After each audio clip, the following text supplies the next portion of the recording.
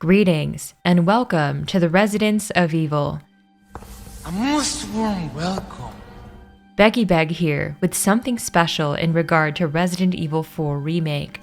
Yes, it's time to unravel the deeper thematic messages behind Ramon Salazar's files, and especially his boss fight.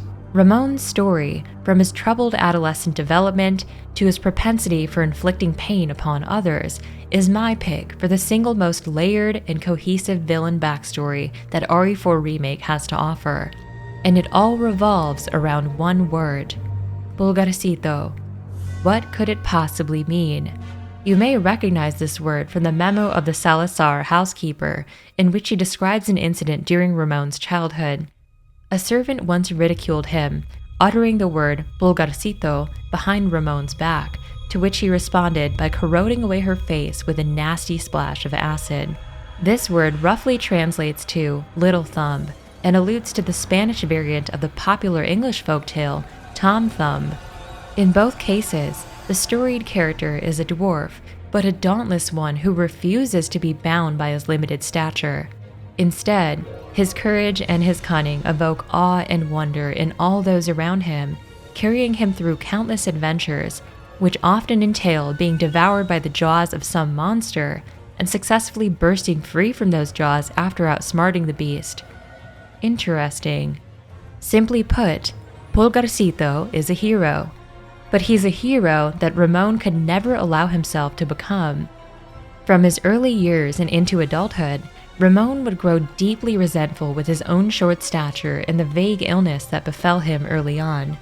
For this reason, he'd be particularly susceptible to the cult's manipulation, seeking out any opportunity to escape the limitations of his own human vessel, a vessel that he would always view with scorn and disdain. In fact, if we recall the story of his disciple Isidro, also known as Verdugo, he was tasked with the prestigious duty of improving upon the flaws of the human form.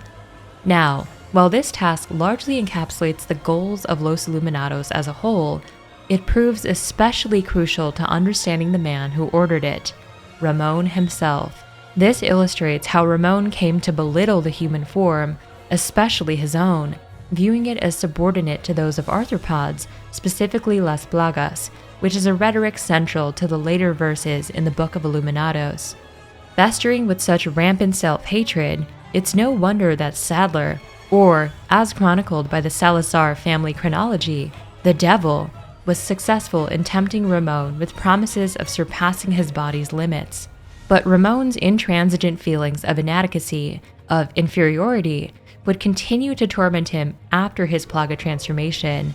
Through this boss encounter, Ramon aims to remedy his years of anguish, to rewrite the tragic script of his life story on the stage before him.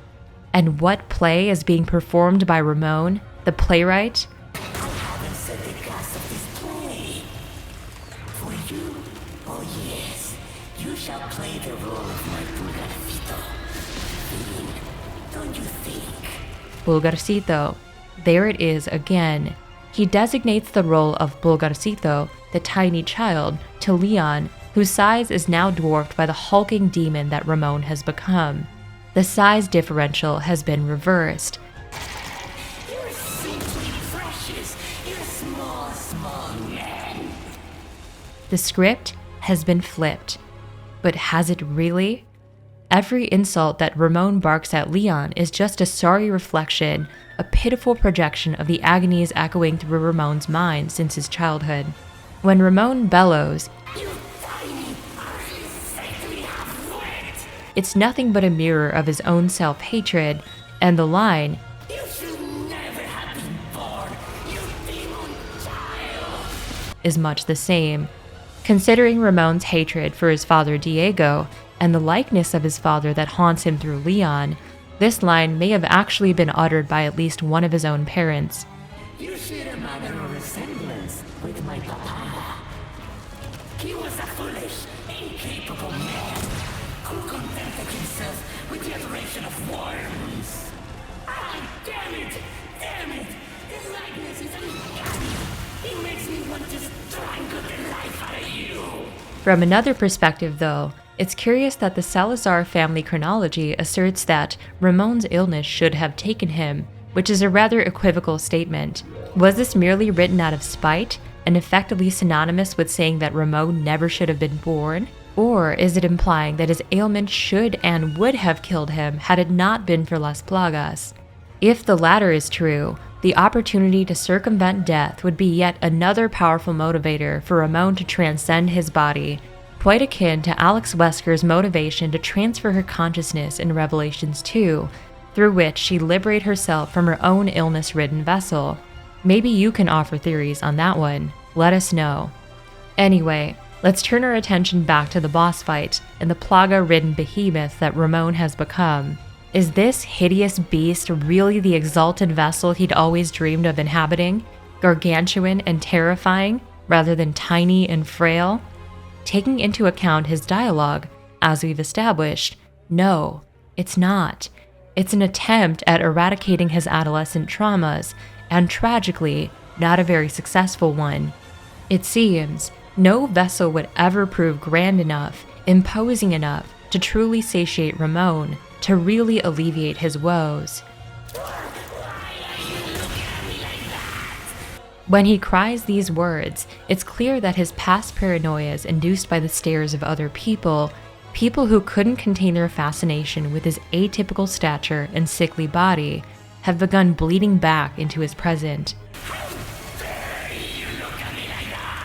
All of these dialogue moments greatly elevate the depth of his character, conveying how his juvenile insecurities would persist deep into his present.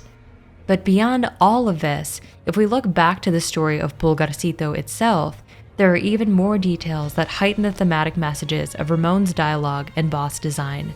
In virtually every variant of the heroic dwarf folktale, be it England's Tom Thumb, Spain's Bulgarcito, or even Japan's Little One-Inch, the core of the story is essentially the same.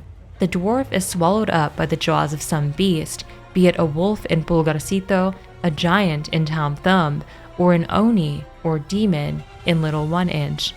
He then applies his wit to extricate himself from the beast's jaws, sometimes the jaws of multiple creatures in succession, and reunites himself with his loving family thereafter, typically ending the folktale by gaining magical abilities and elevating his social status, proving his worth to his kingdom. It's a prototypal story of learning to cope with one's physical inadequacies by looking far past them. The very metaphor of escaping the jaws of some huge beast represents the individual liberating himself from the jaws of self-judgment, the ultimate adversary in the mind of a dwarf. But that sweet liberation, one's climactic triumph over the debilitating voices in one's own head, is nowhere to be found for Ramon Salazar. Time and time again, Ramon peeps out of the toothy mandibles of this plaga-born beast, only to be devoured, and willingly so. This beast is his home now, psychologically and physically. He has no desire to escape its jaws. He has lost all will to overmaster his crippling feelings of inferiority through natural means, to silence the voice of self-judgment that has so long tormented him, and has instead become that voice himself. Rather than conquering those metaphorical jaws, he's succumbed to their rhetoric and now spews their same vitriolic messages to other dwarves, if you will, Leon in this case.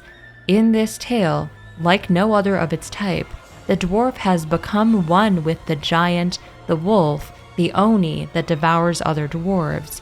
This is one hell of a way to inject the themes of classical dwarf folktales into the artistic design and dialogue of Ramon's boss encounter.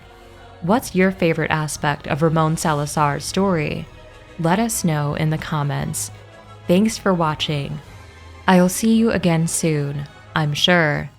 Perhaps just as I escape the mandibles of crippling self-judgment.